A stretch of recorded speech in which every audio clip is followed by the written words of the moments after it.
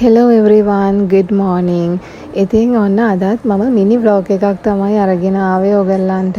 ඉතින් මම මේ වීඩියෝ එකකින් ෂෙයා කරගන්නේ දවස් දෙකක මම හදාගත්ත මේ මම සාමාන්‍යයෙන් උදේටයි දවල්ටයි එකම තමයි හදන්නේ. ඒ කියන්නේ දවල්ට හදනවා නම් දවල්ටයි රැටයි එක ඒ වගේ.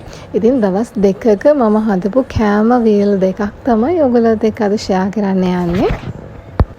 ඉතින් ඔයගොල්ලෝ දන්නවනේ සොසේජස් වගේ දේවල් හැමදාම කන්න හොඳ නැහැ. හැබැයි ඉතින් ඉඳලා හිටලා අපි කනවා.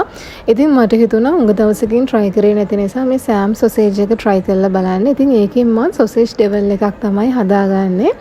ඉතින් අල කරි එකක් හදලා මැල්ලුමක් හදනවා. ඉතින් මේ මැල්ලුම් જાතියක් නම් මම අනිවාර්යෙන් හදාගන්නවා. මොකද මගේ බබා කන්න කැමති නිසා. ඉතින් ඒ එකම මම ගෙනාවා මේ ඕගනික් කොහිල එකක්. ඒක කපලම තියෙන එකක් ෆුඩ් සිටි එකකින්. ඉතින් ඒක මම මේ කිරට හදාගන්නවා කරි එකක්. ඉතින් මේ මම ෆස්ට් ටයිම් තමයි කොහිල කරි එක හැදුවේ. ඉතින් ඒක හිතුවට වඩා හරිම රසට ආවා. ඉතින් මේ වගේ රෙසිපි එකක් ඉතින් ඔයගලන්ටත් පුළුවන් try කරලා බලන්න. ඉතින් මේ තියෙන්නේ මම ඒ දවසේ හදාගත්ත ලන්ච් එක.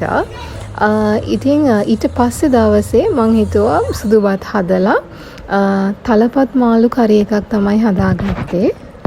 ඉතින් මම කරි එක කිරට තමයි හදාගත්තේ. කිරට කිව්වට අර ගොඩාක්ම කිරට නෙමෙයි, ටිකක් මිරිසුත් චුට්ටක් දාලා දෙකම බැලන්ස් වෙන්න තමයි හැදුවේ. ඉතින් ඒකත් එක්ක මම බීට්රූට් කරි එකක් හදාගත්තා.